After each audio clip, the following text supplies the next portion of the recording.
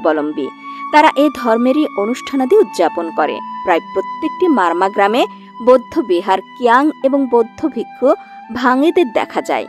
প্রবারণা পূর্ণিমা হল মারমাদের একটি প্রধান ধর্মীয় উৎসব। এই দিন মারমাদের প্রতিটি সমাজ ও বিহারে এই উৎসবটি অতি আনন্দ খুশির সঙ্গে পালন করা হয়। মারমারা বৈশাখী পূর্ণিমা, আশ্বিনী পূর্ণিমা, কার্তিকী পূর্ণিমা, মাঘী পূর্ণিমা ইত্যাদি দিনগুলোতে বৌদ্ধ মন্দিরে গিয়ে ফুল দিয়ে এবং প্রদীপ জ্বালিয়ে বুদ্ধের পূজা করে।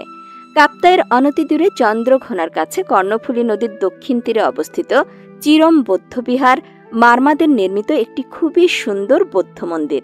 প্রতি বছর বহু বৌদ্ধ ধর্মাবলম্বী সেখানে বুদ্ধ প্রণাম ও পূজা করতে যায়।